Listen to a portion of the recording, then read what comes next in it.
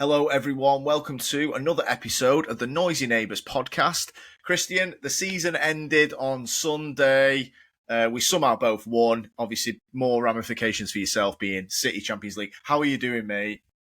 Good, mate. Look, it's as good as it could have possibly gone at the end, wasn't it? You had your lad on a little day out, didn't you, to OT? You had a good day. Yeah. I saw my team secure Champions League after a less than impressive season. But like we say, we can't complain, can we?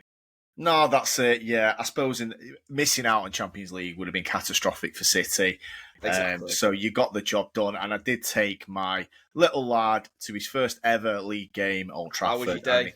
It was amazing, and he absolutely loved it. We did. We got a nice little walking up the steps moment, looking onto the pitch. Yeah. He was wild, and he was really engaged, considering like he's only 4, and for the first 20 minutes, following the ball and asking questions, That's which amazing. is brilliant. And the red card on Martinez really got him hyped. It's like the moment we all dream about. That's why we all want a little boy, don't we? We want to take him to the football, and as soon as they show interest.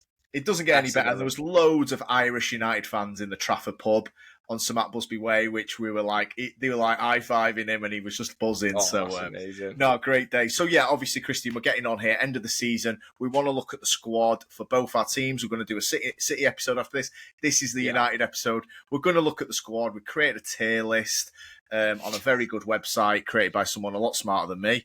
And I've dragged their little faces into starter, squad, sell, which is a busy little row, I must admit. And then we've added one at the bottom called Destroy All Memory Of, because some of them, just the faces piss me off, really. So I'm going to get it on screen now, Christian. Let's whack it on. There you go. Can you see it? Yeah, you got it? I've got it. You got it? Right. Brilliant. Okay. So obviously... certain sections look a bit busy, don't they? Yeah. So obviously, at a glance, you can see we're a bit light at the top where I've got my starters. So I'm going to go in order. Let's start with the starters. And we'll work our way. Let me ask it. Are we doing a ping pong team next year for United? Look, this is it, mate. And to be honest, one of them scraped in the starter category. One of them's got a fucking ACL. One's not even starting. So let's get into it. I want to talk about them, and we're going to work our way down. I want to talk about the bench players. Obviously, I don't see them as starters. Yeah, we'll come to them. Sell, obviously, the sell list. I want to get rid of them. I don't think they're good enough. And destroy all memory of. Yes, a little bit of a tongue-in-cheek, funny little row. Clearly, I want to sell them, and I also don't want to ever remember the fact they ever put on the red shirt Man United. Christian, starters. So, first up, Mr. Mainoo. Right. Yeah. Okay, Mainoo burst onto the scene last year around Christmas time, December time. Was fantastic for us in the Ten Hag team. Man of the match in the FA Cup final. Sorry about that, bro. And then he gets into the England squad, and he actually becomes a starter for Southgate in the knockout stages. And he started the final against Spain. He did struggle in that game, I will admit. Obviously, I think it got a little bit, maybe the occasion maybe got to him, and Spain were fantastic. Yeah. So, look, Mainoo, he's one of the most talented players to come out of the academy, this much lauded academy of Man United, which, in my opinion, is very overrated. I don't think we create talents that we used to. Obviously, in the class of 92, I don't think we're anywhere near creating 5 or 6. However, Mainoo is definitely in that where I think he can be a starter. Now, there is an asterisk, Christian. With Mainoo, can he be a starter for Amorim? I've tried to do this if I was the manager, which obviously I'm not, right? I'm a fan. Yeah. However, Ruben Amorim is the manager. He plays 3-4-3. He hasn't got Mainoo into this team all season, and we've been shit. Now, it's a worry. Mainoo has not looked physically great either, whether that's a bit of a hangover from the Euros, missed a pre-season, I don't know, injuries as well. Or is the system too demanding for Mainoo? Now, I think we should have started him this season. We had nothing to lose. I know we had the Europa League. The problem is he kept starting him in the dead league games on the Sunday, but not with the starters. So he wasn't playing with Bruno, Casemiro, these types of players. He was playing with some of the younger lads and Chido Obi up top. So yeah, I mean, Christian, I know you're a big fan of Kobbie Mainoo. I mean, Yeah. you agree that he should be starting for this club, and as in the future will be. Yeah, mate, definitely. I think it's a no-brainer. I feel like any other manager, and I'm not getting at hammer him here, but any other manager in world football, I think coming to Manchester United, he's the guy you look at. He's the guy you build the team around. It's not worked out that way. I don't fully put that on Amorim, by the way. I think Mainoo, whatever happened, maybe fatigue from the summer. Obviously, he came in and he was Man United's best player. He was playing every single minute. And then England needed someone in that position. And he ended up playing the latter end of that tournament as well. And the pressure on him was huge. I think it's all just got to him a little bit. Hopefully, well, it's one of them. I mean, it's a bit odd, a City guy saying this, but I do really have a soft spot for Mainoo. I just like the way he plays. His ability on the ball. For me personally, he's a perfect pet player. We lack in that 8 position. So can you imagine my frustration looking at our neighbours who are, 15th did you finish in the league? And you're not using this guy or getting anywhere near out the best. I think it's a headache that you guys have got. I suppose it's not the worst headache to have. But for me, you've got to find a way to get the best out of this guy. Yeah, what I was going to say is, I mean, this isn't a recent thing with Mainoo and the midfield getting ran through. This is something that was present last year. If you remember, even in his very good spell under Ten Hag, which led up to the FA Cup final, we conceded the most amount of shots in the league, I think, or we were second to maybe who came 20th. It was a record. We were conceding 25 shots a game. It was insane. This is something that's not been missing with Mainoo and the problems in centre mid. Now you look at it and go, well, Casemiro's getting on, and there was always what about other things? Now, is Mainoo a 4-3-3 midfielder only? And that's the biggest concern. I don't know what it's going to look like. They're talking about physicality. They're talking about improving his athleticism for a 3-4-3 player. Let's see, mate. Look, I've got high hopes still for Mainoo, for sure. I mean, obviously, I can't be watching the shit I have this season and not be thinking he's the starter, So, Mainoo, I think we're in agreement with that. Yeah, he goes straight. The next guy, our player of the season. He didn't win player of the season. Obviously, Bruno Fernandes won player of the season because Amad Diallo probably got injured and missed a chunk of games, which really hurt us. We're after January. We only had 3 forwards anyway. 4 forwards if you count Zirkzee. So, look, Diallo. I think Diallo showed he really came into the season strong. Apparently, he spent a lot of work physically in the off season. Came in, Ten Hag did start him, and then 2 games in, decided to drop him to go back to Garnacho, Rashford, and Hojlund, which didn't work. And then he never liked Amad. The flip side, Amorim comes in, immediately picks him. And look, I think there's room to grow with Amad. I'm still not sure his ceiling, but he's just a nice footballer. He keeps the ball really well. He's a high IQ player, technically really good ball retention.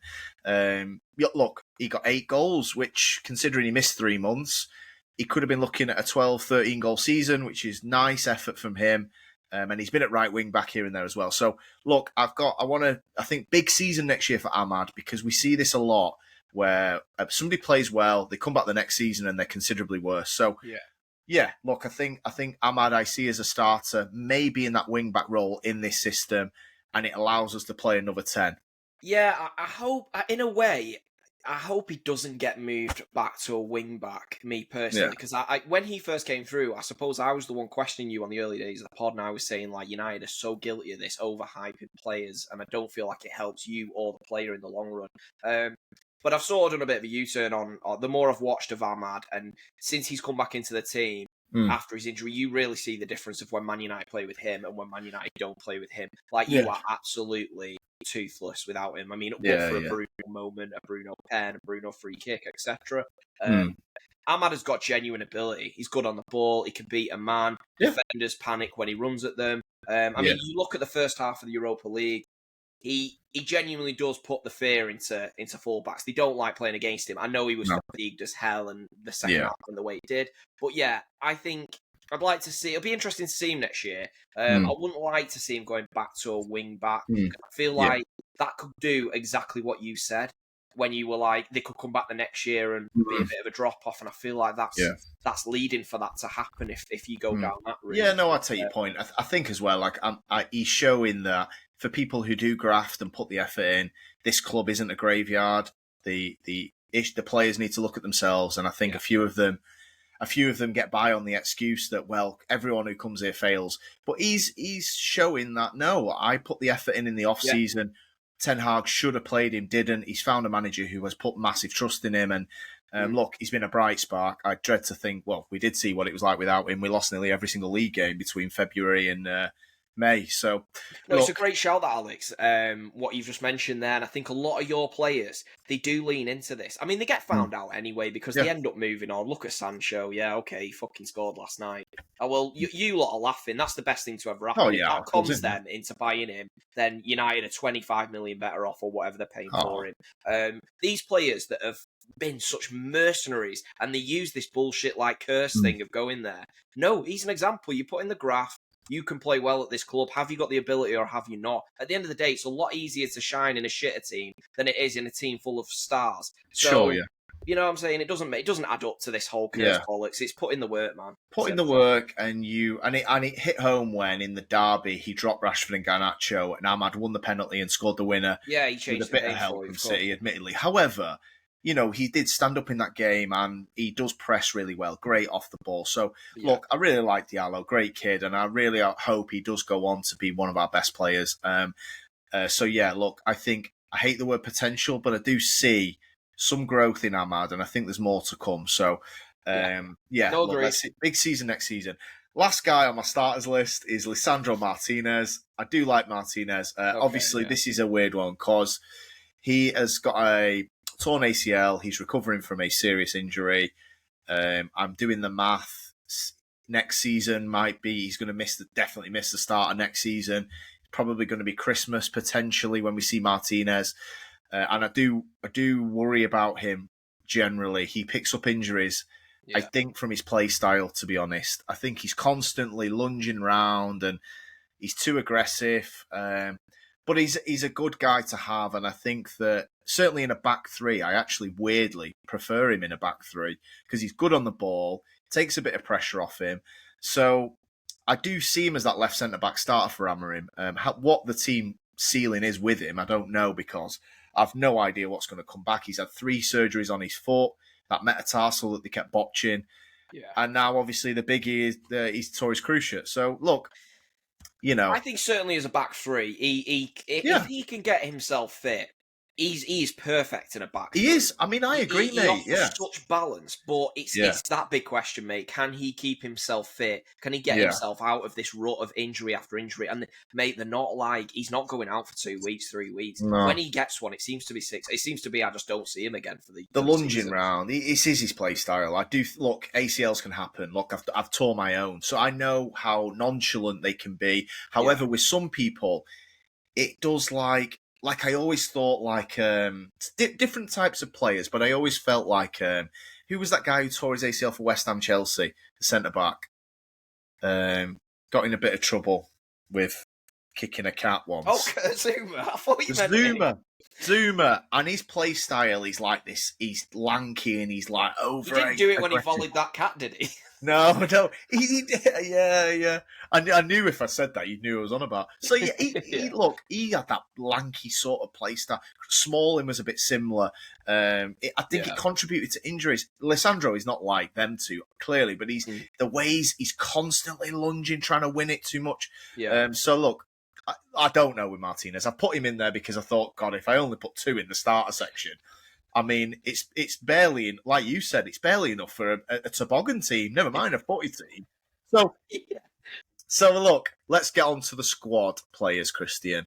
So these are interesting. These are players who I think are good enough in the squad. Yeah, you think they've warranted a reason to stay at the club? Yeah, so there's 2 things here. I don't see him as a starter yet, and there's a few in that category. Yeah. And there's some in there that I would never see as a starter, but you've got to have a bench in this game. Yeah, of course you have. Obviously, we're not in Europe, so that does change things a little bit. But however, hopefully we're going to get there one day, and I'd like to see a squad of these guys, and they're good Some of them are good personalities to have as well in the team. I The hear squad. you. So let's start with, I've not put them in any order, by the way. This is just how they landed. They're not in order of anything. So Leny Yoro first up. Okay. Leny Yoro signed for 60 million in the summer a year ago.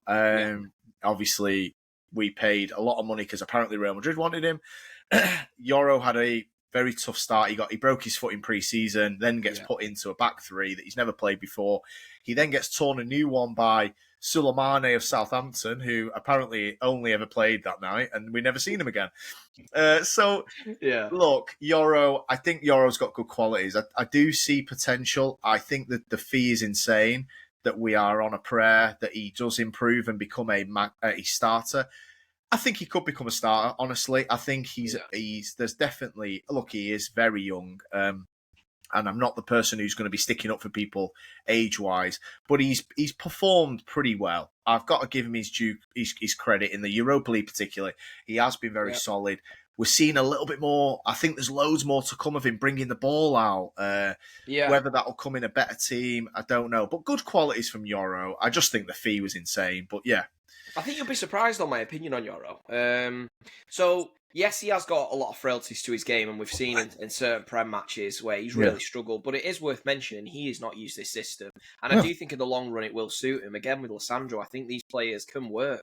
I do, however, think they need, a mainstay, a big name in there to help them, someone that is world class. But I think with Yoro, when he is striding out from the back and he's he's on a roll, he really does look a good player, and I can see how it can work for him. It reminds me of them type of players. Reminds me of when we signed John Stones for a lot of money. I'm not making the comparison, not saying he's going to turn into prime John Stones. I'm just saying it reminded me when we paid that much money, them players that are good on the ball, but they're centre backs. You see, they are going to be able to be got at in certain situations. You remember Falcao with John Stones, but then there were certain games he's riding out from the back and you're like, fuck me. He's like a Rolls Royce. So I think you're going to go through spells like that with Yoro. But on the whole, I do think you may have a player there. I just think he needs nurturing, and I think he needs the right players around him. But that'll be interesting to see how that goes. But I certainly agree with you. It's certainly not a sell. You've got to give this lad the chance. Oh no, for sure. I'm happy with Yoro, and I really, like I said, another big season ahead, and we want to see improvements. Like, he has shown promise. Like, I will give him that, and it's not been easy. Look, what does a centre back hate to do? They hate to go out into wide areas and defend. What does 3-4-3 make two centre backs do? Go into wide areas and defend. And Suleimane was a winger. It was exactly, but he has improved in that. He's not left himself on islands with wingers like Suleimane. Talking like Suleimane is this amazing winger, but you know what I'm saying. That household name. Like Neymar. I think what you'll see with it as well is, as United, you would be hoping yourselves, as you get better next season and you recruit better, you get a stronger team around these players, you will be able to keep the ball, retain possession and move further up the pitch and play your football in the opposition's half. That's the idea. Ultimately, if you're playing a three at the back, and you are being pressed to hell by the opponent, it's not going to ever work well. Not many defenders, like you say, not many centre-backs, even the best in the world, if you put them on at full-back, they're not going to do a great job. And pacey wingers are rubbing their hands together. Because they're like, well, I know, I drop a shoulder, I'm beating him. So, I think the better you get, I think that could help him. And look, you've seen, like, when Varane played with Martinez was a different player. So, look, we haven't got anybody clearly of the level of Varane. We're going to come to another few centre-backs in a minute. But, I think that's a good assessment of Yoro. I'm in agreement with you. Next one. Now, this Mazraoui. Okay, Mazraoui started the season well. And I'm just not fully convinced. Now, there's a few things here because he can't play right wing back. That's clear. He's played there because we have not got a right wing back. And obviously we were getting battered, so it makes sense to put a defender there because you end up with five at the back, as much as I hate to say it. He is good for the money. I just don't think you're going to be really climbing the league to like top four, never mind challenging with Mazraoui. I think he's got deficiencies. He switches off a bit. He's okay 1v1. I don't think he's great on the ball, can't cross. So I prefer him to Diallo, who we're going to come to. But and I think he ended the season. But again, he's constantly left centre-back, right centre-back, right wing-back.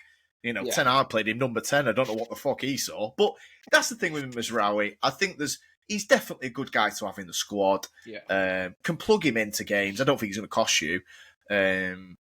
So, look, as that right centre-back, I didn't see enough, really. And I'd much rather Yoro there, basically. Yeah, I don't particularly like him as a right centre-back, me personally, and I don't see him being a starter if Man United or Amorim He's a right-back, his ambitions. In a back four. He is your ultimate steady Eddie right-back. So putting him in a right centre-back does not make sense. He also does not fit as a wing-back because of completely whole different set of reasons. He's got no offensive ability. I just feel a bit sorry for him. I feel like he's come at the completely wrong time.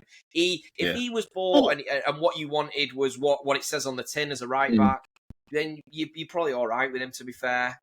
However, because of the way you now play and you're going to backhammer him, you're going to run with this, I feel like, yes, he's okay as a squad player. So I feel like he's in the right section. But for me, it's going to be rotation and cup games. I agree. For that lad.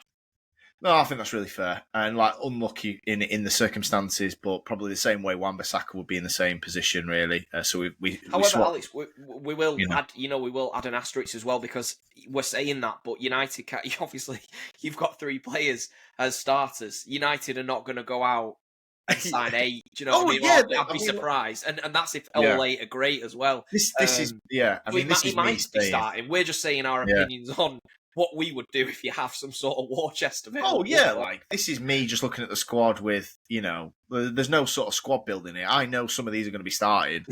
Yeah. Will it annoy me? Yes, as you can clearly see from the picture on the screen.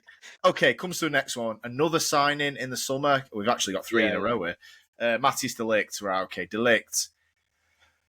Oh, a bit underwhelmed. Me to go first on this one?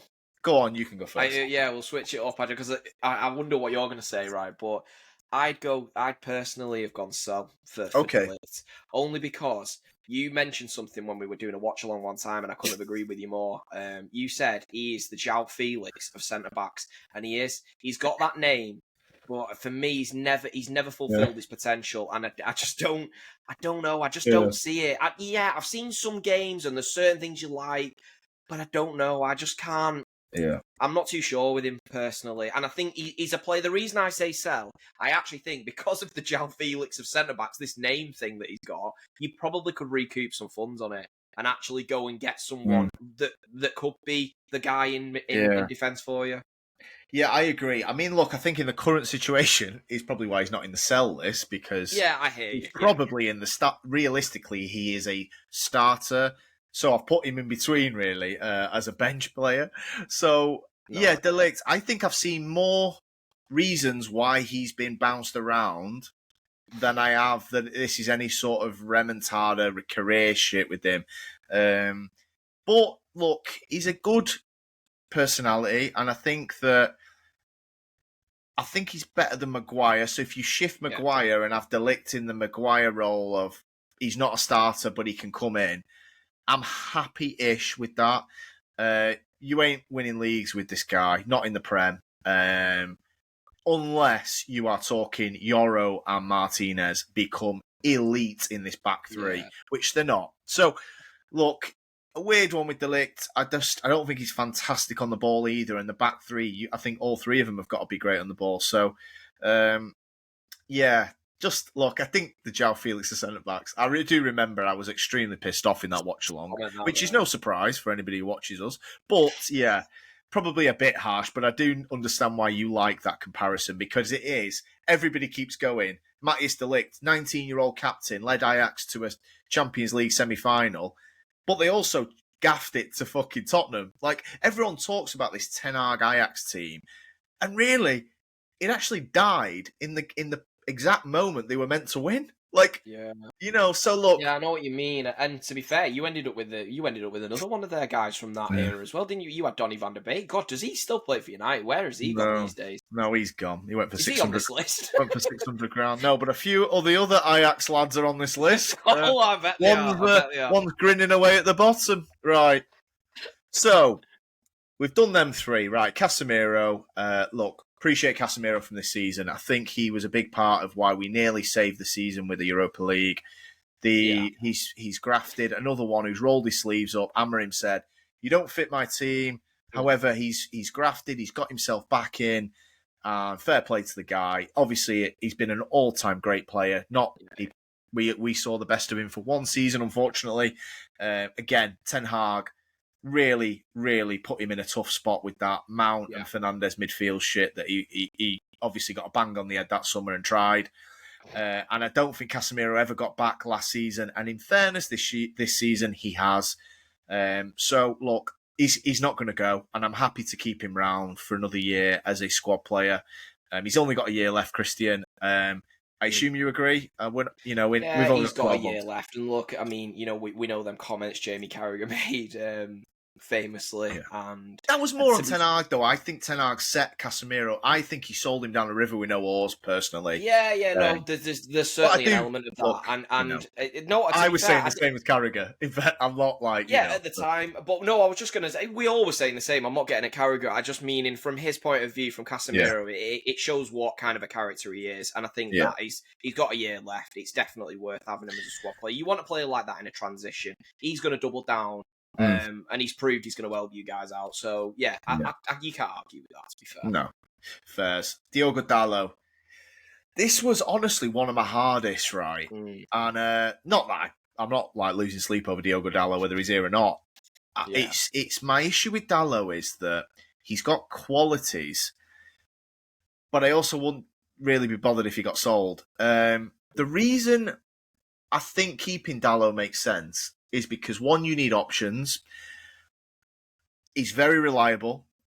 Yeah. And I just don't think that we've got anybody that can progress the ball as a right wing back. Yes, before people jump on me, I know he can't cross. I know he can't shoot. I know you're getting zero output from him offensively. I know he's average defensively. But he's got some qualities as a right wing back that nobody else possesses in the squad. If you tell me we're going to go and get i.e. Frimpong or a Coenda or people that are elite in this position, sell him. However, are United going to do that? No. We're going to run it back with him and Diallo and Mazraoui. So I'd keep him just because, God forbid, he goes and you're stuck with Mazraoui all season. No offence. That's where I'm at with Diallo. Yeah, I can't really argue with that. I think you can't sell. You need a squad, ultimately. It's a long season and there's a lot of matches. And, shout out, he has kept himself. I mean, how he keeps himself as fit as he does and doesn't pick up too much football as well. Too many injuries. So, fair play. I think you've got to keep him as a squad player. I don't think there's any harm in that at all. Yeah, agreed. Okay, couple more we've got on here. We won't go to Tom Heaton, third keeper. The last one on this list, another signing from Ineos last summer, Joshua Zirkzee. Yeah, another one. I'm shocked to see him in that list, to be honest. I might have been prisoner of the fact he's missed the last 2 months of the season here. Yeah. Because I'm not that bothered if he went, really. I don't think he's good enough. I think the only thing is I'm just willing to see a little bit more. My gut says nowhere near good enough. I'm just willing, where we are as a team, I don't know. So, look, I think he's got more qualities, like, say, Hojlund, who we're going to come to. But if Ineos went, he's not good enough, gone, I ain't going to be arguing, by the way. I'm just willing to probably see him a couple of months in a better team, we hope, and see if there's more. Because he has these moments where he does something really good. Do you remember that at Newcastle where we lost 4-1? First half, the piece of play where he flicked it. Bang, bang, bang, and then he missed the shot. Appreciate. The dribble at Arsenal where he brings it down, Meg Saliba throws him off, and you're like... Yeah. He's got moments... He has got moments. The mad thing is, you can see what's happened with United. Some dopey bastard of a scout that obviously isn't doing his job properly has watched one game, and the one game he's watched, he's obviously done one of them games where he's at that Newcastle. So he's been like, "Oh my god, this guy's Thierry Henry," and then obviously we all know what he's really like. Going into him, I think he's very much beneficiary. He's going to benefit from how bad Hojlund has been. Hojlund has kept himself fit, but he's been that atrocious that even the people that were trying to double down on Hojlund have really fell out of any sort of sticking up for him. So I think he's going to benefit from that, and people are like, we can see a bit more of him, we're open to it. So I do understand it, and like you say, he has got them moments. Me personally, I would go sell, only because I don't ever see him hitting that level for Man United. If you have ambitions to get back, he's never going to feature in that. And I don't even think he could feature in some sort of squad role, because he's not a squad player. He's not someone you bring off the bench to get a match winner. So I don't see him playing any sort of role in a rebuild. But my opinion, he could prove me wrong. Well, I guess we'll see. I totally take your point. I could be a prisoner of the fact he missed 2 months. Maybe I'm going a bit soft, really, in my old age. But let's get to the sell list. I'll show you what soft isn't. Right. This is Let's interesting. start with someone. I know this is gonna divide opinion. I want to caveat this with a few points. First one on the sell list, as you can see, is Bruno Fernandes. Now, I have a lot of respect for Bruno in the sense that he's stuck around and given us some hope in moments where we had none. It's not his fault entirely why we are this shit. He's our best player. However, Bruno is 31 years old. There is rumours of a £100 million bid from Al Hilal in Saudi Arabia. The best days are past Fernandes. He's not going to age well because he plays every minute of every game for every season. Now, this is my thing with Bruno. I've always said, what does it look like without him? What does it look like with him? Again, not his fault entirely. However, we will come to some things that are his fault. That's my feeling is now's the time to rip the Band-Aid off and just sell. And just, look, if we sell Fernandes, right, and what you're going to tell me United are going to get relegated next season, well, so be it. We're 15th with him and we're going to drop 4 places. Are we going to come second bottom? Because if we do, so be it. We've got to try. It's not a big gulf anyway, is it? Let's be honest. No. We're talking the matter of like you 2 or 3 places and you'd be deep in the shit. So look, that's it. And I just want to, before you go on this, because I want to hear your take. The Europa League final. Bruno Fernandes was appalling against Tottenham. Yeah. He couldn't pass it 10 yards. This is our captain. This is our best player. This is who the fans were writing in before the game against Spurs saying how much we love you. Thank you for staying. To go and drop a 1 out of 10. People can have bad games. You know, we see great players have bad games. To go and do that. And we aren't talking bad. This isn't like, misplay. This is misplacing passes I can make. You know, people are going to go, I posted a short, didn't I, on the Fernandes rating. And some guy commented on it going, it's Amorim's fault. He played him in centre mid. No, mate. Anybody that's played football knows how easy a 10-yard pass is. This guy, the goal came from him. The goal came from Bruno, the Tottenham goal. Do you know what the goal came from? You probably can't remember it exactly. In midfield, rockets it, comes straight past him, back again. Somebody plays it to Fernandes again. 5-yard pass, gives it away straight away. He gave it away twice in about 5 seconds. Tottenham transition, and then Onana does the rest. Yeah. Look, now's the time, in my opinion. Get the 100 mil, the full rebuild. We're not going anywhere with him. If we go down without him, well, I mean, what does that say about the rest of them? I'm sorry. I'm willing to see if the rest of them can't stay up without Bruno Fernandes, I mean, they all need to go anyway. So let's rip the Band-Aid off, see what we look like, and reinvest it. Clearly, we've got to invest the money. What do you think? Yeah, I think it's fair points that you make, to be honest. If that bid is true for that amount of money, I think it's a no-brainer. I don't think United are in a position to turn that down. We know how important the rules are now with spending. I think it gives you an opportunity to rebuild. What I would say is that you have got to get this right. We have seen United recruitment has been nothing short of appalling.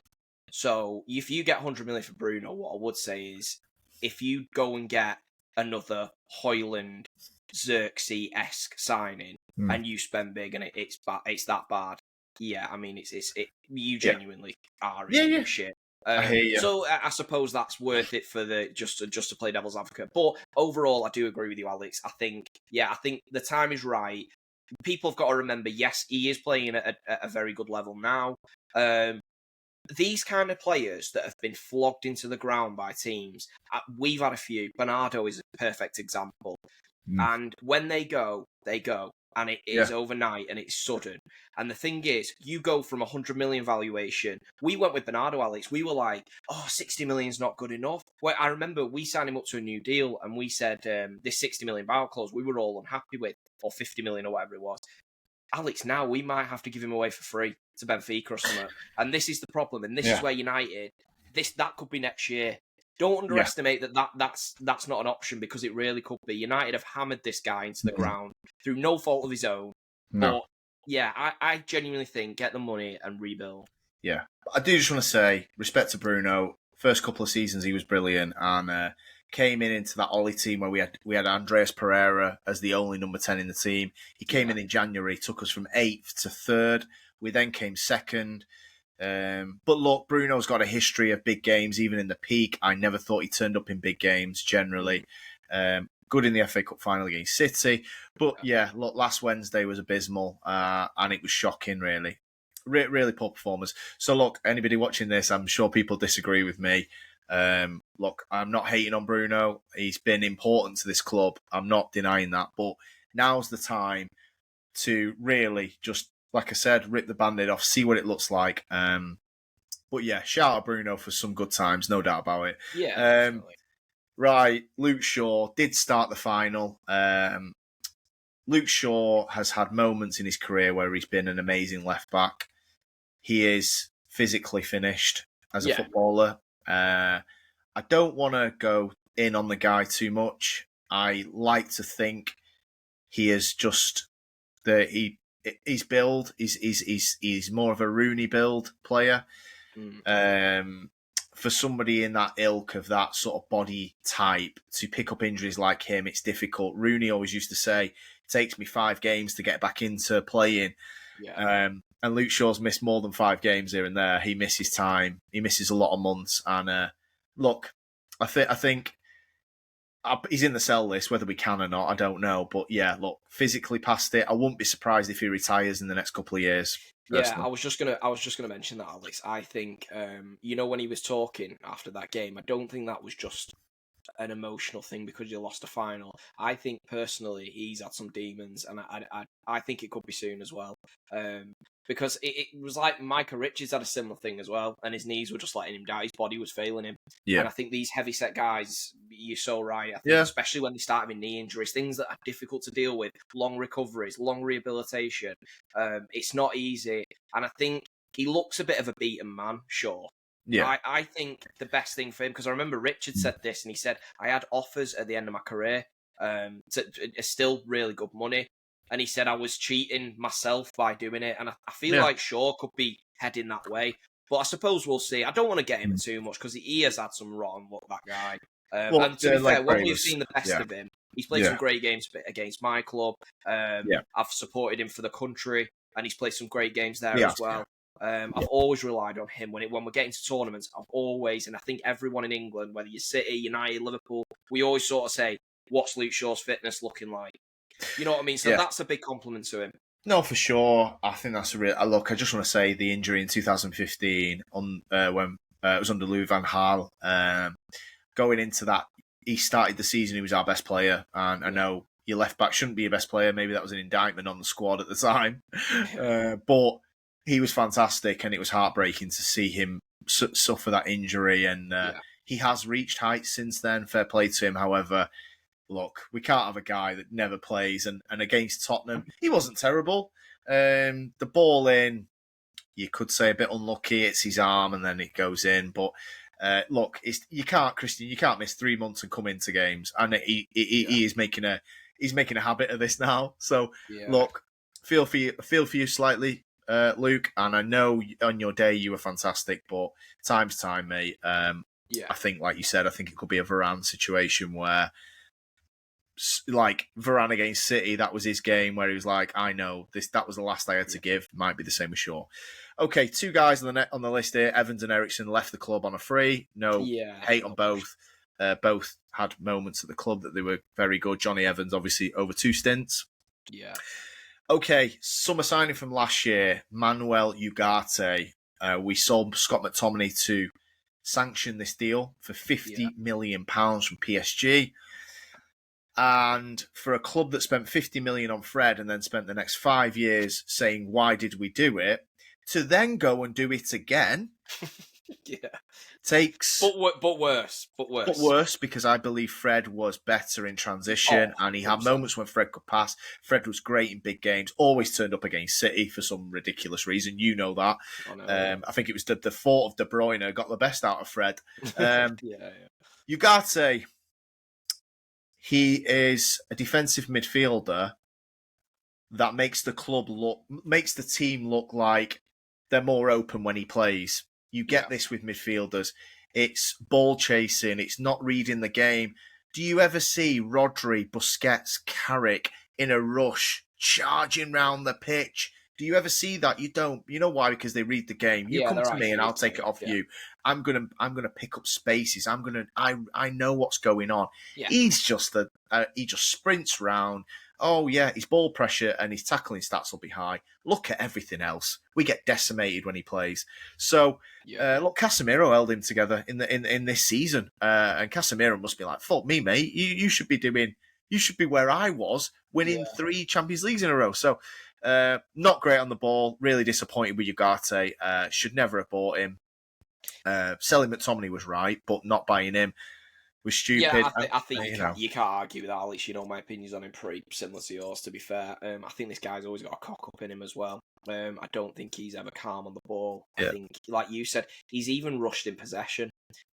He's just not great football, in my opinion. No. He was a bad signing. If United can sell and get something back for him, I'd 100%. Amorim sold him at Sporting, just an FYI.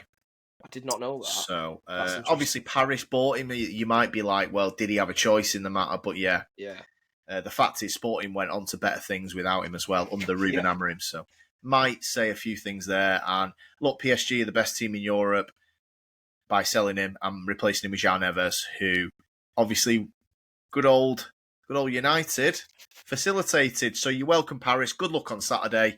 I'm sure you're going to miss a certain Uruguayan fouling everyone and giving the ball away to Inter Milan. Not. Right. Next one, Marcus Rashford. He is coming back from Villa, probably because well, no, you know what? I don't know if they'd have signed him anyway, because this whole loan spell that he was apparently good, well, he got like 2 goals, I think. Sorry, he got 3 goals. I think 2 of them were against Preston North End and the other was a pen. So, look. Against us as well. Against you, with Rashford. I don't. Well, are they signing Asensio? Because they're both in a similar position, and I always stood by that they would sign Asensio. I think they're struggling with PSR, so I imagine the loan boys. It was probably down to getting Champions League, which they've not got. They got Europa, haven't they? So I don't know, but the feel is he's back at United. However, the 40 mil buy option for Villa is constant for everyone. Everyone's got a 40 mil buy option on Rashford, assuming he wants to go there. Barcelona are in the vicinity. It's a very strange link, that, isn't it? What do you make of that? Just a bit of a side. I suppose, as a backup to Rafinha, not terrible. La Liga might suit him a little bit better. Look, I don't really care. He should have gone years ago. He should have gone after the second Ten Hag season. Should have never ran it back. Maybe we won the FA Cup against City and it was like, all things are good again. But one shit season too many. That Marcus Rashford has more bad seasons than good. And every time he has a good season, you're dreading the next because it'll be shit. And it's just you've got to enjoy it while you can. His career, he's had 2 very good seasons, and the ones in between have been atrocious. Some of them have been appalling. The one under Ranić and Ollie was a fucking disgrace. So, look, never worked out. Again, props to the guy. He gave some good moments for this club. Wasn't all doom and gloom. So, but definitely time's time. And he knows that. The club knows that. The fans know that. I don't think there's a big story here, to be fair. Yeah, I think the way he left, I think it was 100%. It was a definite goodbye. I just think the only question mark is where he's going. So, we'll wait and see on that one. But I agree. Let's come to the next Ronaldo. Alejandro Garnacho. Well, I've put him in the sell list. He looks like it on the pitch, on the finger. He fucking does. I've put him in the sell list, and Ruben Amorim, in front of the whole squad, said he better find another club. So Amorim's got him in the list below, I think, in the destroy all memory of. So no, look, I'm shocked, Alex, with the list that you designed. I thought you did this with this guy in fucking mind. Only because he scored against you in the cup final, and it's so really it's Gavardio's got him in the sell list. Look, with Christian, I don't want to spend too long on this. We've done episodes on Garnacho, multiple. I never rated him coming through average in most facets of being a winger, and I ain't changing my mind on that, and I'm not changing my mind on that when he goes to La Liga and looks okay. And you know why? Because Antony's gone to La Liga and looks okay. And I watched that game last night, and Antony was shit. So as soon as he came up against the Prem team in Chelsea, I was watching this going, this is just Antony from United. So it's nothing to do with Man United, this graveyard. These guys can't hack it in the Prem. Look, Garnacho, go and do what you got to do, mate, but not at United. Not good enough. Yeah, Alex, similar. You know my opinion on Garnacho. We've spoke about this guy at length, and I think he's the only thing worse than his footballing ability is his attitude. I would bin this guy off so fucking fast. I mean, look at Amorim's comments. I mean, he literally said, like you just quoted, you hope you can find a club. Amorim doesn't even. Amorim's like, I hope we can find someone to facilitate this move. I think you're shit. I think the only reason he can get him minutes is because of the state of this Man United squad. No. The joke is him crying that he didn't play in a cup final. Amorim's like, bro, I'm playing you because I need to. I don't have anyone else. You're not my starter anyway, you fucking fool. Exactly, yeah. You're playing out of just situation of the squad, but yeah. Yeah, literally. So, he definite sell. I mean, whoever you can flog him to, whoever you can pull the wool over, do it. Some money in that, and we need money. Obviously, we didn't make the Champions League. So, we need the cash. So, get him gone. It's fucking ego of Ronaldo, ability of overtime. Right, Victor Lindelof has gone. It was his last game. He's gone on a free. I don't want to waste too much on him, other than the fact I just can't believe he's still at this club. But he's not now, so happy with that. 2 left. I've got Malacia on there. I believe he's been on loan this season, so again, no hot take there. I assume the club are going to try and get him gone. Average left back, tore his ACL, came back slightly worse. Not much more to say on it. Harry Maguire, the revival. Everyone likes him. He's rolled his sleeves up. He's come back with a vengeance. He's still shit. Just FYI, he still is not very good. And look, he got the people. You know what? People like him because he got the captaincy stripped off him and didn't bury his head in the sand. Fair play, Harry. You didn't do that. However, you're on 100 and God knows how much a week. I kind of expect you to play for this club if you're getting paid that. Look, I don't really know what to say on Harry Maguire. I don't know what happened after that Euro 2021 when the incident with his sister. He's never, ever been the same since. And any United fan who can remember the 2021 season will remember he got injured against Villa in a league game and he missed the final against Villarreal. And we were all in turmoil about him missing that final. We were devastated. He had a great season. Southgate integrated him into the England team. He was one of the best centre-backs in the tournament. When he eventually came in, I think 3rd group game or the knockouts, obviously took the best penalty of all time against Donnarumma, where he put it in Soccer AM top bins. The only place you can put him against Donnarumma. And I thought we were winning it when he did that. Look, I think he's a good guy, Harry. But time's up. Yeah. We need to move on. We need to rip the Band-Aid off, move him on. We can't have him playing games. He costs us all the time. Bilbao, me and Patrick were talking about Maguire.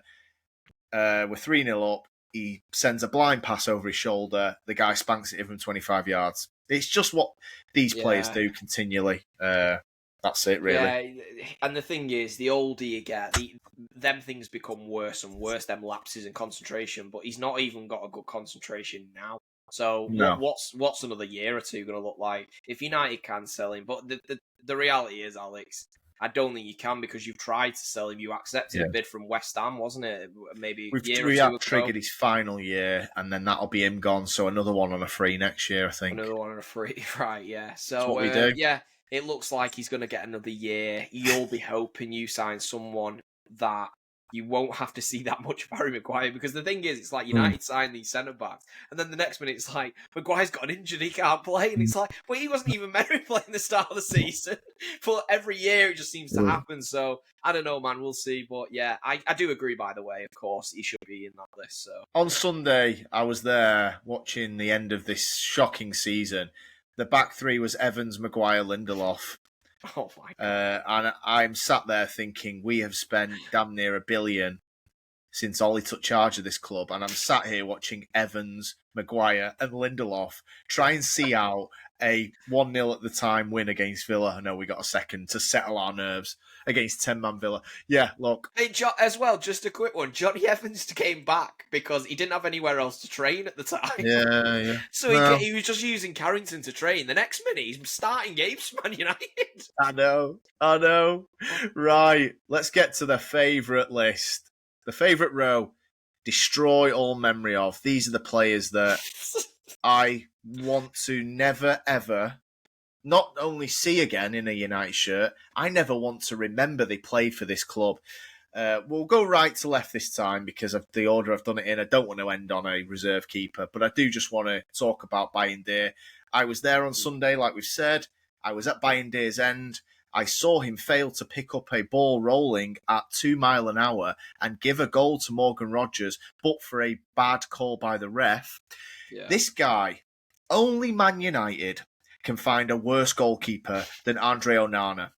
How do you do it? It's actually impressive that we signed 2 goalkeepers around the same time, and Onana's the better one of the 2. Bayindir is dross. That on Sunday, sliding onto a dribbling ball and he gaffs it. Fuck me, man. So, look, I assume you've not really got any massive comments on that. Sorry. Someone just came in the room. Oh, did they? Oh, right, I can hear. So we've got... I'm podcasting. No. I can't actually see you. Is it? Brilliant. Okay, so... We've got, obviously Bayindir, I assume you've not really got any hot takes on that. Not that he's played loads, but when he has played, he's been awful. No, mate, I hear you. I don't know. Yeah, only Man United could find someone worse than Onana. I couldn't really believe it. His ability is so poor. I mean, outside of... Yeah. Sorry, the dog's just caused it's all right. chaos. Well, a joint effort between my mum and the dog. Yeah. So, I think you... Yeah. Get rid of him. I don't know where his level's going to be, even. Well, what level is he? Is he League One? To say he's not Premiership, he's not... I was looking at him on Sunday and just the warm-up, and he just looks like, what am I doing here? In front of 75,000, he looks an absolute mess. Fuck knows. Crap. Right, let's get to the other one. The other 50% of the fucking... idiots that make up our goalkeepers. Andre Onana, the modern day goalkeeper, good with his feet. He's going to get us playing. Right. Well, here's the thing. He's not good with his feet, and he is the worst goalkeeper I've ever seen in my life. He cost £50 million. The manager who signed everyone in this bottom list actually owned him. So I really just hope Bayer Leverkusen need a goalkeeper and he just goes and somehow can't. He's awful. He lets crosses in. He can't kick, which is one of the big reasons we got him. He doesn't come for crosses. If he does come for crosses, he's fucking everywhere. He's crap. The shot stopping. That Gibbs White goal, straight at him and it's in the back of the net. The cross against Brighton. He's one of the worst. I actually think he definitely has a shout of worst Manchester United player of all time. He's up there of one of the all-time Prem greats in terms of how bad he is. Like, I can't think of many worse. He has been an absolute fucking comedy, that guy. The most hilarious thing about Onana is, it's like, I don't know how... Is he the only one that's unaware how bad he is? Or is he just playing like the maddest practical joke? And he's going home and laughing about it. I don't even know. I can't get it. Onana is shocking. I don't know. These players in this list, Alex, that you've put, I mean, Onana and Bayindir, I actually put on a similar level, which is mental. At least Bayindir, I don't know how much you signed him for. I'm guessing it wasn't too much. Wasn't 50, no. It weren't 50. And the thing is, where you resell him to, who is going to punt him? Like, I tell you what, that you are right. There's only one idiot in the world that will do it. And I honestly wouldn't put it past him. I wouldn't rule it out. Yeah. Well, mate, we'll come to him in a minute because obviously he's had a big hand in all 5 of these divs. Okay, next one. Right, okay. Wow. Rasmus Hojlund. The apologists have been out this season, Christian. And it ended when he got the goal against Bilbao. He's got his confidence. He then turns up against West Ham and Chelsea where it's like, can we, Bills? Can we get a goal? Can we get 2? Can we get 2 goals before the final? Oh, my God. Hojlund against West Ham and Chelsea was, people go, oh, gets anybody out the stands, tongue-in-cheek, anybody out the stands could have done better. That is factual. He was shocking. He lost every duel. He can't shoot. He can't pass. He can't... What is this thing where the ball's coming towards him and he's looking at the fucking defender? Look at the ball. You might win the header. Oh, God, he's thick. He's crap. It's so true. It is. Again, Alex, I'm just going to repeat myself. These are real low-level footballers. I don't know where their path, where their football trajectory looks like, but it is going down significantly down leagues because I can't see who's going to gamble on these players. Hojlund, his confidence is absolutely shot to bits, but I don't think that's the worst thing about him. I think his ability is absolutely... It's just fucking dross. I don't see him getting much better than he is. He lacks every fundamental of a striker. He can't hold a player off. He can't control the ball. He can't finish. He has no IQ. His positioning in the box is awful. His awareness is terrible. For a big guy, he's not got a lot of strength, and he can't head the ball. Can't head it. These guys that are like, I know there's not many left now, and they've finally all seen sense, but them guys that were earlier in the season and they were commenting on the pods or like on shorts, what were you seeing? Like, what were you seeing in potential of this guy? There is nothing. There's no way you cannot go, oh, he's potential, but drop to the levels he has. It's been dire. He's been the worst. We've played with 10 men for a lot of the season. He cost 73 million pounds from Atalanta. He was signed to the same agency as Ten Hag, which is great. Just dross. More crap that we've had to deal with and have got to watch all season. And then we actually got an end of the season game. If anybody's been on social media, you'll have seen him bring the ball down under no pressure in his own half and dob it straight back to the other team. He does this continually. His hold-up play is the worst. Look, let's go and look at the statistics. He's built like a brick shithouse, 6'2" striker, and he cannot win a header. Yeah. You know what heading is about? It's about understanding the trajectory early. It's about getting yourself in position, using your shoulder. He's just stupid. He's stupid. If I actually watched a game back of myself, not that I was ever a striker, by the way, I never played at a level that, I think I played at a if Hojlund has a chance, anyone does. Maybe I should dust the old boots off. But if I watched a game back of me against a centre-back, let's just say Tarkowski, for example, and Tarkowski wins every header, right? And every single duel, I'm looking at him like this while he heads it. Do you know what I do the next game? I would not look at the defender once. I'd try and get the flight of the ball and win the header. Now, is the coaching staff not telling him to stop? That, Alex. Yeah, because it's like these guys, there's guys behind the scene that get paid to look at TV screens and replays of the game before and coach these guys. I mean, he is obviously shit and he is stupid. But how are they not coaching this out of him? Just a quick one, Alex, on Onana. Yeah. Bit of a side point, right? So, did you see that video circulating? I saw it last night or the night before, and it was one of your coaching staff doing a drill with Onana, where he's dropping the ball like as Onana's lay on the ground, and Onana is just simply flicking it up in the air. I don't look, I've never seen this drill before, other than like teeing it up for a striker to put it in. I do not know what this was, but genuinely, anyone out there that wants to go and find it, you'll be able to find it on Twitter or Insta probably. It is mental. I don't know that United coaching staff, we've been saying all season, Alex, what are they doing in training? Well, they're doing that. They're doing that in a fucking stadium that's full. They might be letting their hair down in training, doing something even more damn. Well, he's good at palming it straight into the 6-yard box. But you just reminded me of summer. there was a video going around on social media. I don't know this guy very well, content-wise. Angry Ginge, I think it is. Oh, yeah. I don't know his content. I think he's like, I think he's a United fan or whatever. Anyway, he's got older Hojlund, and they're on the training pitch a week ago, right? And obviously filmed it, and they're doing little training drills, like almost like a Soccer AM thing. Oh my God, Hojlund looks like a Sunday League player. Go and watch it. If you've not seen this, you're watching this. Watch it. Go and check it, mate. It's fantastic. The ball's coming out, mate. He's shooting with a straight leg. Don't bend his knee. He's miscontrolling the ball out from the keeper. Is Ginge better than him? Angry Ginger's like, he's all right, and it's like it's appalling. Anyway, go and watch it, please. It's just abysmal. He looks like a Sunday League player. That's the best thing I can say is how shit he looks. Right, 2 left.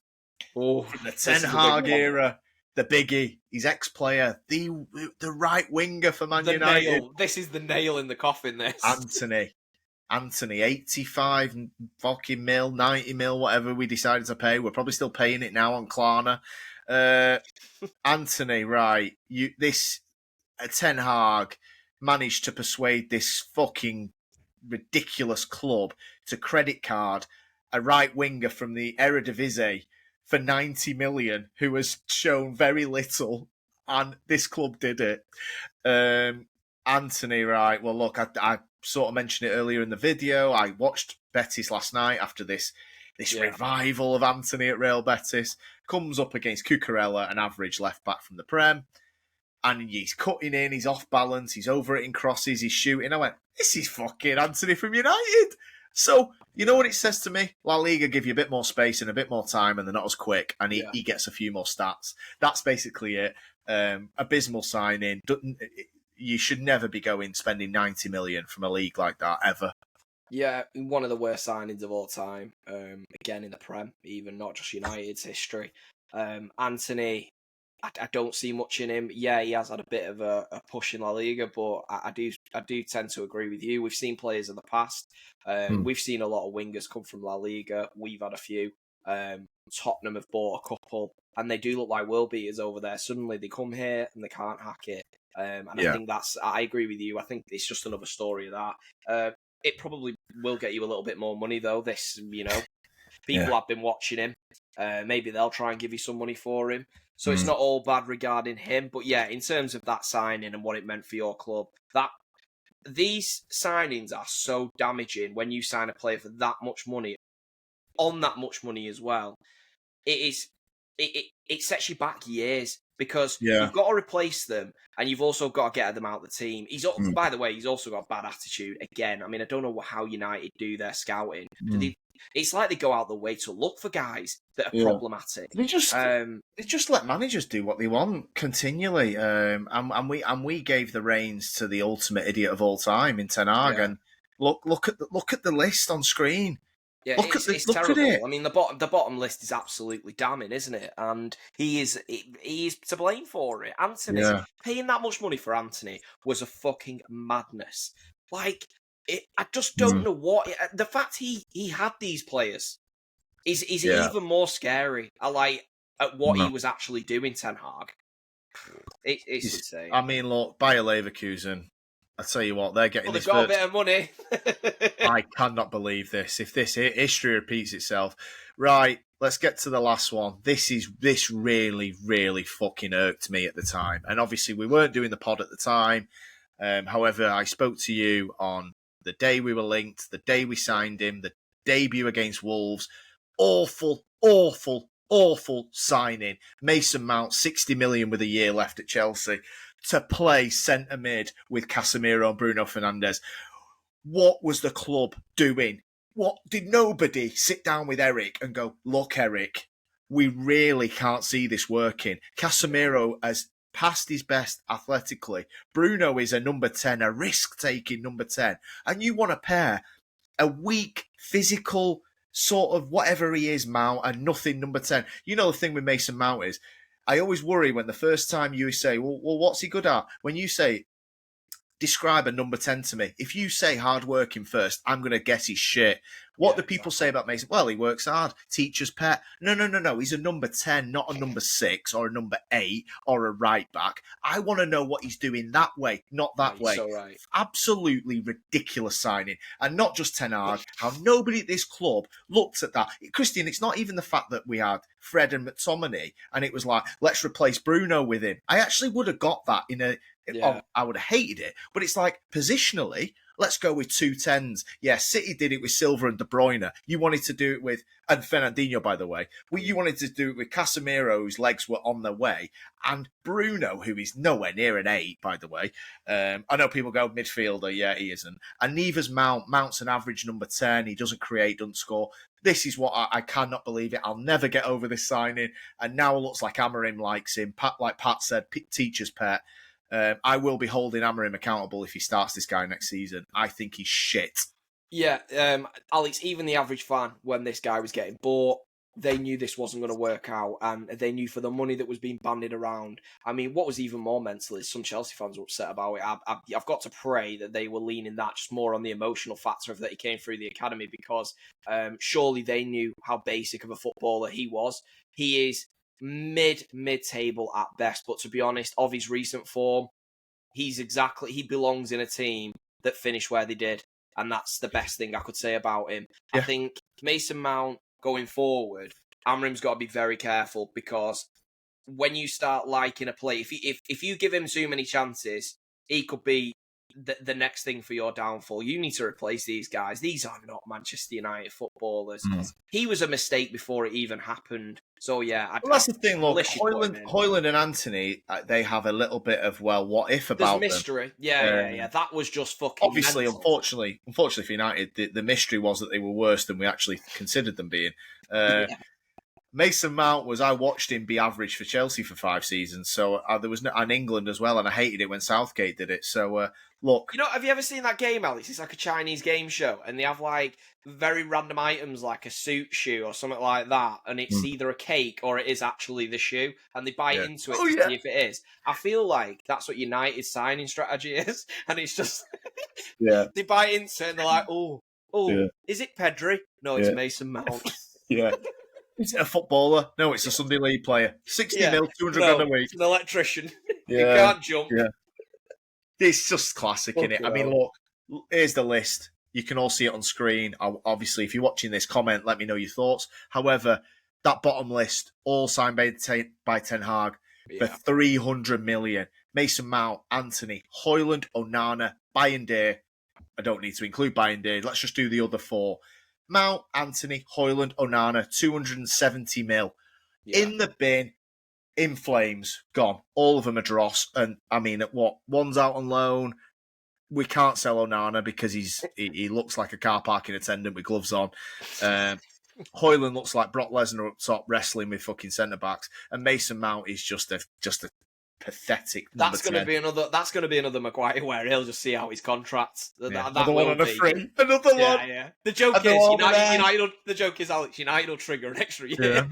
Yeah. We don't want to lose him. Yeah. Look, that's it. A lot of you can see the weight of my little tier list.